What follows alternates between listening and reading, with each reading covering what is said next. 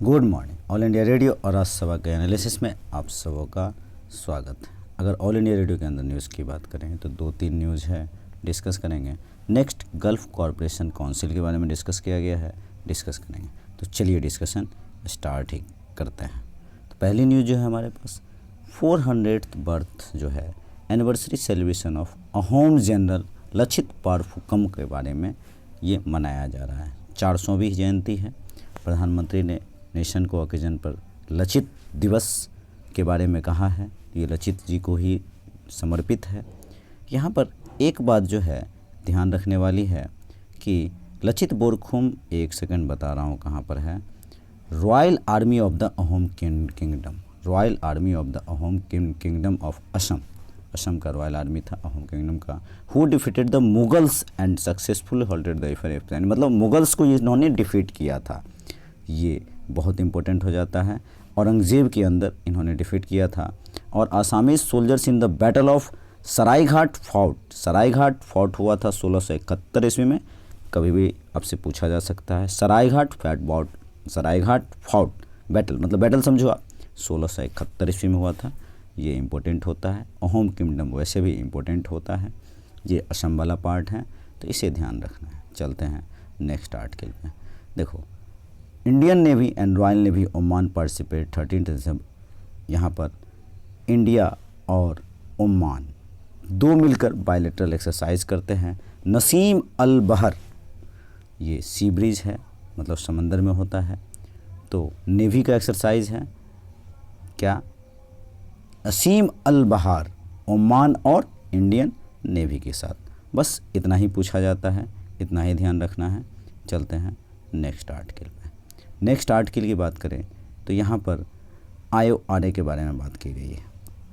Indian ocean rim association, पहले तो ये बना कब, तो ये 1997 में बना था।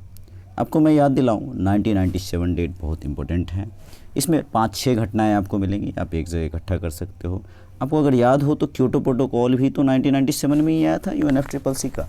तो खैर हमारा वो टॉपिक नहीं है, हमारा टॉपिक है ये इंडियन ओशन रिम एसोसिएशन, 1997 में बना था। इसका मीटिंग ढाका के बांग्लादेश में हो रहा है। दूसरा, इसका हेडक्वार्टर आपको मॉरिशस मिलेगा। तो आप ये ज़रूर ध्यान रखना, यहाँ इंडियन ओशन रिम एसोसिएशन से UPSC ने क्वेश्चन पूछ रखा है। ये बॉडी इंपॉर्टेंट होता है। आपको समय मिले तो आप काम करना है इसके ऊपर। 23 कंट्री हैं इसके अंदर, ये भी ध्यान रखने वाली चीज़ है। चलते हैं नेक्स्ट आर्टिकल पे।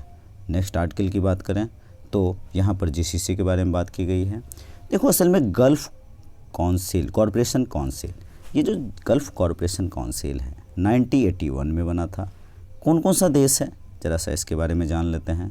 6 देश हैं, एक तो सऊदी अरब, एक तो UAE और कतर और कुवैत, ओमान और Bahrain. Gulf council middle east का आप देश कह सकते हो।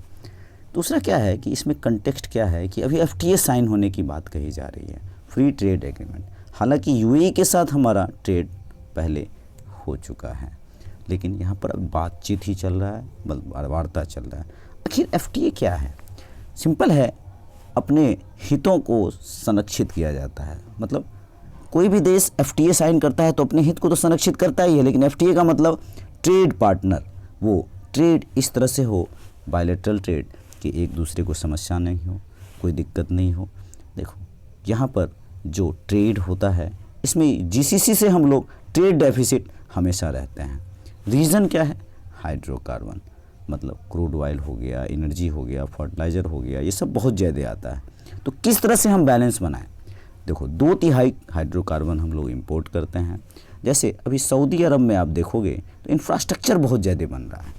तो ये जो इंफ्रास्ट्रक्चर बन रहा है, तो इंफ्रास्ट्रक्चर में हम सर्विस ज़्यादा दे सकते हैं, हमारे पास रेमिटेंस भी ज़्यादा आता है। देखो, यहाँ पर जियोपॉलिटिकल हो सकता है FTA, यहाँ पर एक सिर्फ ट्रेड के लिए नहीं हो सकता है, पॉलिटिकल भी होता है, स्ट्रेटजिक भी होता है। हमारे भारत के बाजू में इस जगह पर मिडिल में मिलेगा तो नेबर हिसाब से भी ये इम्पोर्टेंट हो जाता है।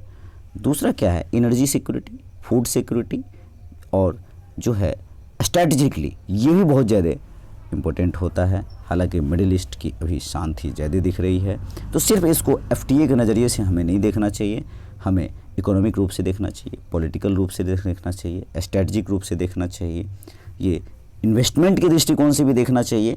हम भी तो वहाँ इन्वेस्टमेंट कर सकते हैं। देखो हमारे यहाँ इन्वेस्टमेंट उनका नहीं है, हमारा इन्वेस्टमेंट वहाँ ज़्यादा है, तो ओपन करना होगा। 2008 में भी बात हो चुकी है, लेकिन ऐसा कुछ वही जो अभी नेचुरल गैस वगैरह की बात कहा, या फिर हमने हाइड्रोकार्बन्स के अंदर ये सारी चीज़ें आ जाती हैं, और यूएई हमारा पहले से पार्टनर है, तो इसको आप समझ सकते हो इस तरह से। तो आज के डिस्कशन में इतना ही था। Thank you.